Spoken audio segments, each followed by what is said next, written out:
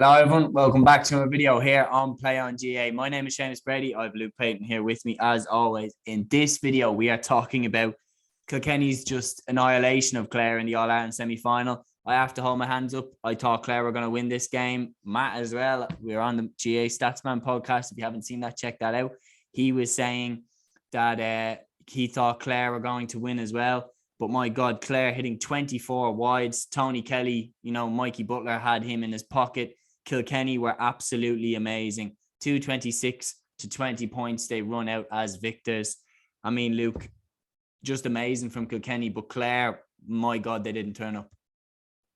Yeah, really, really weird game.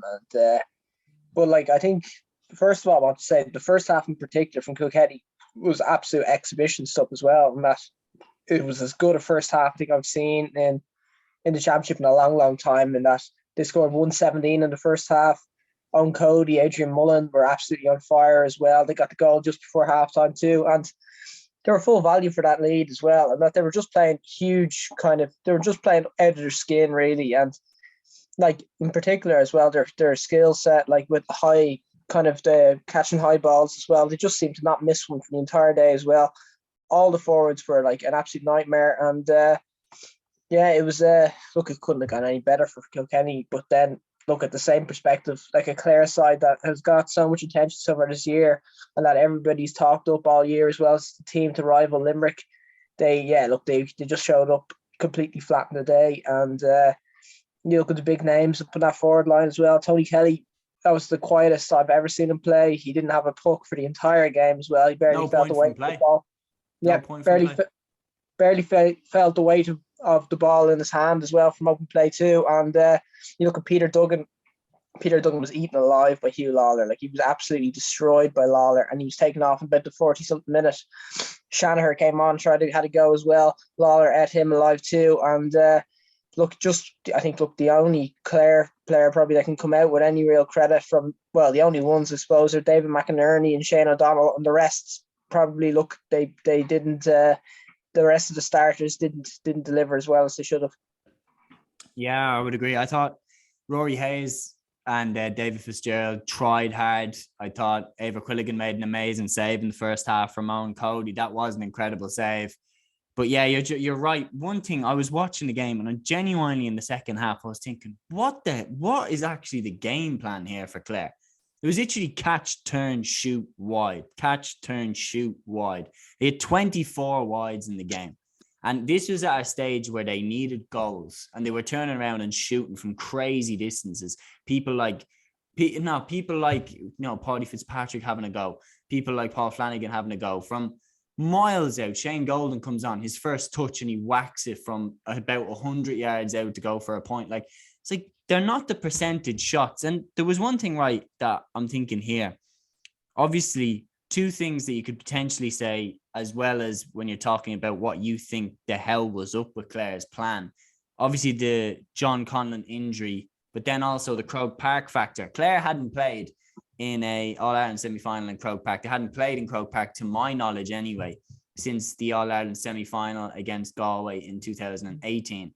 Do you think that those two things could have played a massive part in how poor they were in this game?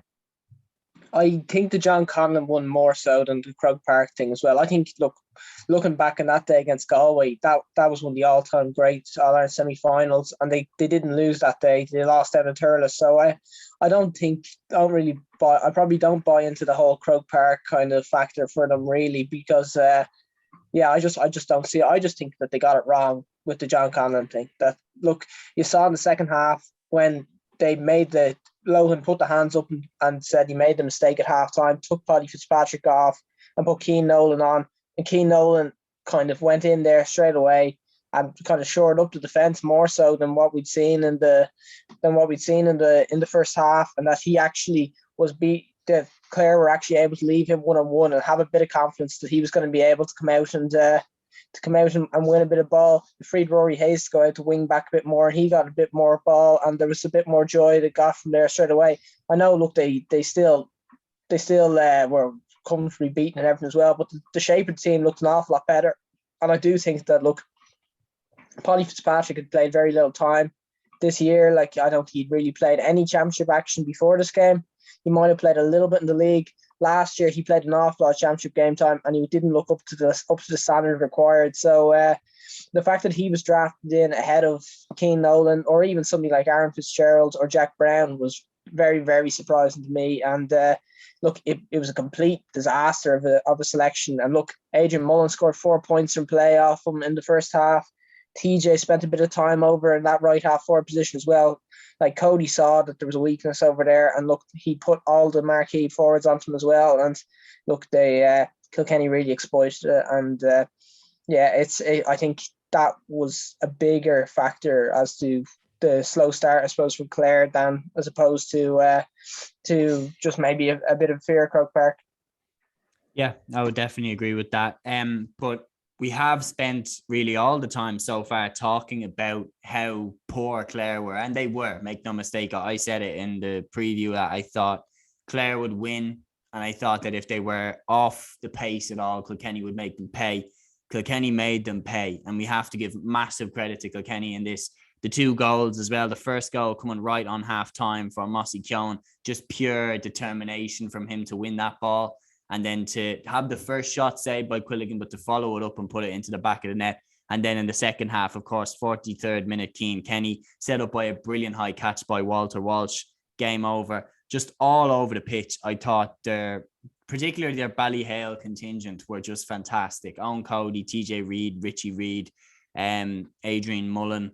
Like you mentioned there, 112 between Keoghan, Owen Cody, Adrian Mullen and TJ Reid in the first half alone. That's incredible. At the back, you mentioned about Hugh Lawler's performance. You mentioned about Richie Reid's performance. You mentioned about how good a job Mikey Butler did on Tony Kelly. Then on top of that, Owen Murphy, incredible save coming towards the end from I think it was David Fitzgerald who took the shot. So just Kilkenny all over the pitch. They were just awesome today. Yeah, definitely. And I think as well, special mention to the backs in the first half as well, is that I think they only conceded, it might have been 6 points in the first half, I think it was, and that it was a sensational defensive display. And you talked, like we've talked about, like Mikey Butler and Hugh Lawler enough as well. Like Tommy Walsh as well, he was coming out in front of the ball the whole time too. He didn't have a single mistake all day as well. Paddy Deegan was back kind of at his inspirational best as well. Mikey Carey is huge pace as well coming from there too, and he's been an absolute revelation at wing back as well. Really liked how midfield worked for them as well. Connor Brown adds so much more kind of dynamism that like they were missing, I suppose, from that when they were playing other players in there as well. So they kind of look like they've stumbled across, I think, the right team for them as well. And I do think they're a better team when Walter starts as well, because it's like the work rate that he brings, the option from puck outs, he's able to take a score, he set up the goal as well. I think I wouldn't be surprised to see him starting if it is Limerick in the final. I know, based off today, we can't really take make any assumptions about the semi-final considering everybody was tipping Clare, but you'd imagine it will be Limerick in the final. And if it is, like, you'd imagine that Walter Walsh would be the man to start and on top of one of those dominant Limerick halfbacks, because like they're going to need somebody like that that's able to win that type of dirty ball as well. I would be positive enough from a Kilkenny perspective in that you saw all the clean balls that they were able to win. That's an absolute trademark of Limerick's game, is that their half-back line dominates and that they were able to win clean puck-out ball from the opposition. Like, Kilkenny are the best team, I think, in the country to challenge that as well. And they're the best team placed, I suppose, to try and disrupt what's probably the rock of Limerick's game plan, I'd say.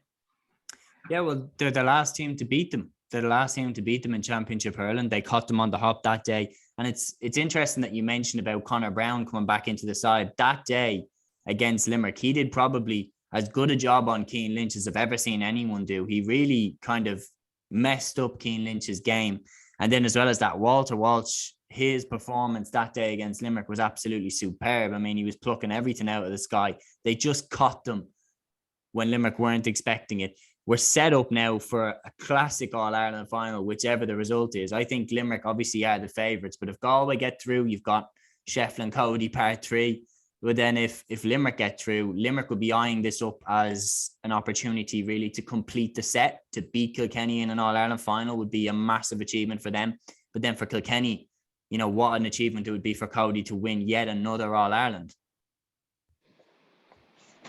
Yeah, definitely. And like it does set it up very, very nicely. The fact that this is how it's kind of worked out, and that, like, and look, a special mention, I suppose, is that everybody talked about the quality of the Munster Championship and how the Munster Championship is so far ahead, and the Munster final was the best game ever, and all this sort of stuff. That, like, look, that the Leinster isn't that far behind, and look, the fact that we're seeing results like this as well, when Clare being absolutely blown out of the water, like, it's the only way you can describe it, is that they were absolutely destroyed on the day, really. And like, Leinster hurling still in a good enough spot there. And look, based off today's result as well, like, you have to be a bit more wary there of Galway, of Galway, if you're a Limerick fan tomorrow now, and that Galway and Kilkenny were going toe to toe with each other as well. And if Kilkenny were able to up their performance to what we saw today, then Galway might have that in their locker as well. So look, it does mean that we have to be a bit more careful about the prediction tomorrow. I think we'd probably been saying Limerick by about 6 or 7, but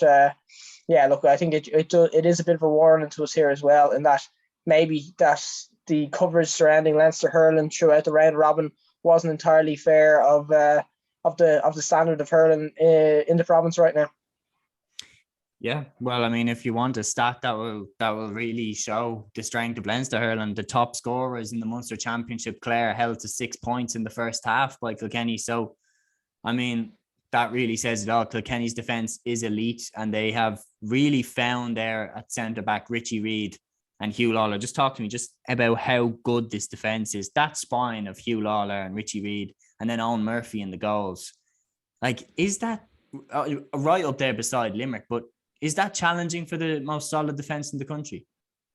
Well, I think Hugh Lawler probably is the best fullback in the country right now. I think he's up there with Owen O'Donnell. That the two of them are the best in the business, and that, look, I think Lawler's probably at the moment is probably number one, and that he's just absolutely dominant, and that anybody that goes up against them, really, look, they're going to be shut out of the game, really. And like, so when it comes to fullback, like, you can't get any better. And Richie Reid, he's kind of had an interesting one where he struggled to nail down a spot, but like, he played very, very well on that. Like, he just kind of was able to sweep all the kind of every bit of area that needed to be covered as well. He was there, he was catching high ball all day, clearing ball all over the place, and that, look, it was just a huge performance from him, and that he adds an awful lot more balance, I think, to that as well. And yeah, the whole six, I think, for Kilkenny as a backline just seems to be working very, very well at the moment.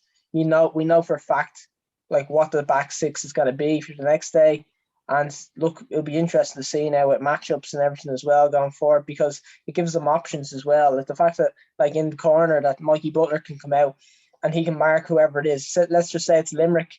If Cian Lynch is back, he could end up marking Cian Lynch. If it's Galway, he'll probably end up marking Cathal Mannion. So, like, they have a player that can do that straight away, and it gives them so many options. 100%. And yeah, going into this final now, they will be as confident as ever that they can win a first All-Ireland title since 2015. Guys, that's the match review here on Play on GAA. An absolutely incredible performance by Kilkenny. We have to say, an absolutely incredible performance. Full-time, Kilkenny 226, Clare 20 points. Kilkenny are into the All-Ireland final for the first time since 2019, where they will face either Limerick or Galway. That's the match review here, guys, on Play on GAA. Until the next one, take care.